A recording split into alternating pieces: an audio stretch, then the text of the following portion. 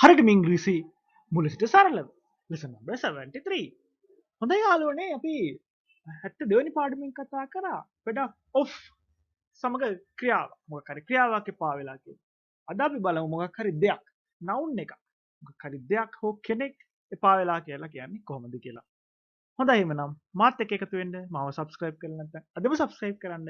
හරියටම ඉංග්‍රීසි මුලට සරිට සරලව ඉගෙන ගන්න. හොඳයි. අපි කිව්වා වගේ අපි ගිය පාර පාඩමෙන් කතා කරා යම්කිසි ක්‍රියාවක් කරන දෙයක් එපා වෙලා නම් කොහොමද අපි කියන්නේ. අපි කතා කරා කොහොමද fed up of. අද මාතෘකාව තමයි යාළුවනේ fed up with. අපිට මොකක් හරි කෙනෙක් හෝ දෙයක් එපා වෙලා. උදාහරණයක් අපි කෙනෙක් හෝ දෙයක් කියන්නේ noun එකක්. මෙන්න මේ noun එකක් කොහොමද අපි එපා වෙලා කියලා නාම පදයක් සමග එපා වෙලා කියන එක යොදා ගන්න ආකාරය තමයි අද අපි කතා කරන්නේ. හොඳයි. මෙතන යාළුවනේ වාක්‍ය රටාව අපි ගිය පාර කතා කරා වගේමයි කලින් වීඩියෝ එක කතා කරා වගේම. I am fed up with bread. මට පාන් එපා වෙලා තියෙනවා. කොහොමද අපි කියන්නේ? I am fed up with bread. පාන් එපා වෙලා පාන් කාලාම දැන් පාන් එපා වෙලා. මෙතනද අපි ක්‍රියාපදේ පාවිච්චි වෙන්නේ නැහැ. දැන් අපි ගිය පාර පාඩමේදී වලට බලන්න පුළුවන් මේ වීඩියෝ එක eating bread කියලා වගේ අපි of එක ක්‍රියාව පාවිච්චි කරනවා. නමුත් මෙතනදී ක්‍රියාපදේ ගැන අපි කතා කරන්නේ නැහැ. පාන් කන එක ගැන කතා කරන්නේ පාන් කියලා විතරයි අපි පාවිච්චි කරන්නේ. මට පාන් එපා වෙලා තියෙන්නේ. කොහොමද අපි කියන්නේ යාළුවනේ? I am fed up with bread. කොහොමද අපේ ස්ට්‍රක්චර් එක view එක හැදෙන වාක්‍යයේ I am එහෙම නැත්නම් he is he was ඔය වගේ ඕන කෙනෙක් එක අපිට යොදා ගන්න පුළුවන් fed up with කොටස සමග noun එකක් කියදෙනවා. හොඳයි. අපි උදාහරණ කිහිපයක් බලමු. පළවෙනි උදාහරණ මම දක්වලා තියෙනවා. මොකද්ද මට වෙලා තියෙන්නේ මොකද්ද? I am fed up with exams. විභාගේ පා වෙලා. කොහොමද අපි මේ කියන්නේ? I am fed up with exam. එතනදී හොඳට මතක තියාගන්න අපි එකතු කරන්නේ fed up with. fed up with. I am fed up with exam.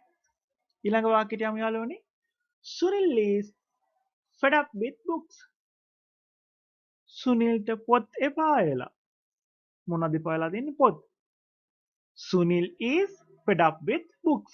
සුනිල්ට පොත් එපා වෙලා. සුනිල්ට පොත් එපා වෙලා තියෙන්නේ. ඊළඟට යාළුවනේ අපි යමු ඊළඟ වාක්‍යය බලන්න. Nimal is fed up with school. නිමල්ට ස්කෝල එපා වෙලා. Nimal is fed up with school. හැමතිස්සෙම යාළුවනේ බලන්න අපි මේ fed up කියන එකෙන් පස්සේ අපි with යොදා ගන්නවා ඊළඟට මොකක් හරි noun එක. යම්කිසි ඊළඟට මේක ওই විදිහට යම්කිසි දෙයක් වෙන්න පුළුවන්. ඊළඟ වාක්‍යය අපි දක්වනවා වගේ මේක යම්කිසි කෙනෙක් එපා වෙලා. දැන් අපි කියන කමල්ට නිමල් එපා වෙලා හිටියේ. ඒ කාලේ කමල්ට නිමල්ව එපා වෙලා. කමල්ට සමන්න එපා වෙලා හිටියේ. කොහොමද අපි කියන්නේ? Kamal was fed up with someone. ඔන්න ඔය විදිහට අපිට was කියන එක අපි අන්තිම වාක්‍යය දාලා තියෙනවා වගේ අතීත කාල දේවල් අපිට කියන්නත් පුළුවන්. am is are was were am is are was were සහ අනාගතයේදී නම් will be අපිට මෙන්න මේ කියන වාක්‍ය රටාවෙදි යොදා ගන්න පුළුවන්. ඒ කියන්නේ අපි කියමු දැන් කමල්ට දැනුත් සමන්න එපා වෙලා නම් ඉන්නේ කොහොමද කියන්නේ? Kamal is fed up with someone. මොකද දැන් සමන්න එපා වෙලා ඉන්නේ. අපි හිතනවා අනාගතයේදී කමල්ට සමන්න එපා වෙයි. කොහොමද අපි ඒක ඒතර කියන්නේ? Kamal will be fed up with someone. මට සමන්න එපා වෙයි. ඔන්න ඔය විදිහට අපිට කතා කරන්න පුළුවන්. කොහොමද අපි මේ යොදාගන්නේ? fed up with. fed up with. එපා වෙලා. යම්කිසි දෙයක්, යම්කිසි නාම පදයක්, යම්කිසි දෙයක් හෝ කෙනෙක් එපා වෙලා කියලා කියන අපි යොදා ගන්නවා fed up with. හොඳ යාළුවනේ අපි එහෙනම් තවත් වීඩියෝ එකකින් ඉස්සරහට හමු වෙමු. මම ඉංග්‍රීසි YouTube නාලිකාවෙන් අදම මාව subscribe කරන්න. හරියටම ඉංග්‍රීසි මූල සිට සරලව ඉගෙන ගන්න. Thank you.